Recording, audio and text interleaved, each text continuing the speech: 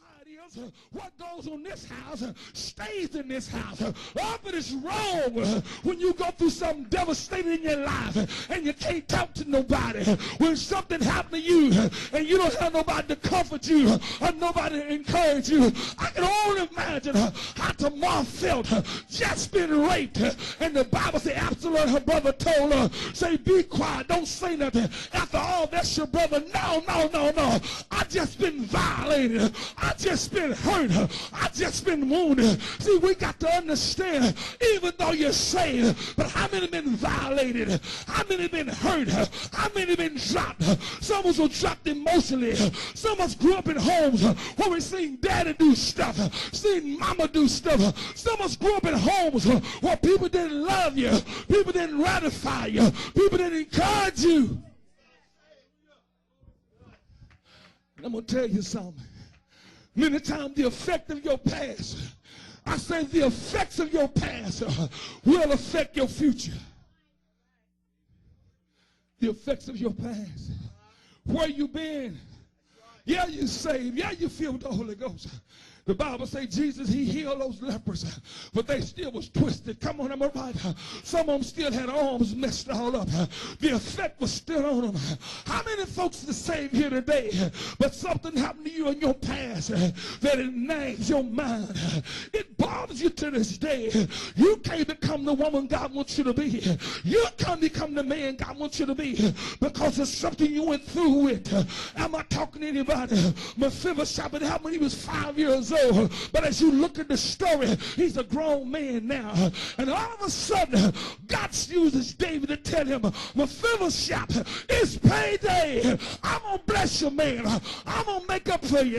Mephibosheth, you get ready to have a good life. But it didn't bother him because the enemy had wounded him. He had a time release curse. He had something the devil had implanted in him when he was 5 years old. Now God has brought him out. He came enjoyed. Why? Because his mind is messed up. Because he's been dropped.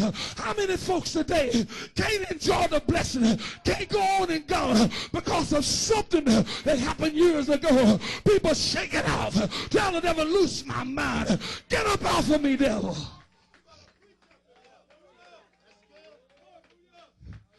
Scarred. He was scarred. Yes, it was. Come on. Looking at all the food, everything. God began to give me a picture of it. When Mephibosheth was sat at the table, from here up, he was healthy. But if you ever looked under the table, you could see his legs was messed up. You could see his past. And Mephibosheth couldn't shake it off. He couldn't get over what had happened to him when he was 5 years old. I don't care if he was 25 or 30. There's things the devil deliberately plants in your life at an early stage to where at a certain time when you get ready to come forth in God, he lets it come loose. I remember years ago when they said we have what you call sleepers. Sleeper spies were people that came over here from other countries, and they came into America, and they could call this person and tell them a certain word, and they would bomb, they would kill everybody, they would do whatever. And so many times there's things that happen in your life down through the course of life. We see what happened to Mephibosheth. Even as I read about Jabez knew there was a curse. He knew, I can't live with this mess. I can't live with every time they call me Jabez. They would say man of sorrow. He couldn't handle it. This man started praying. He was saying, God, you got to bless me. You got to bless me, God. God, you got to get this thing off me. I'm talking to some folks up in here that you done went through some things. Sometimes you got women that's been abused, been dogged out. And that woman, she said every man is a dog because of one man. Even though she don't have that kind of man no more. Even though you don't have that kind of woman. But the effects of what you had is still on you. Have you ever been around people that somebody did something to them and they was always had the antennas up, always fearful, had walls up in their life, wouldn't let nobody come in. What is it? It's the effects of your past. It's the devil that planted something in there to keep you from going forward. That's why I had those to read. I haven't seen, ear haven't heard. That's some things God got for you.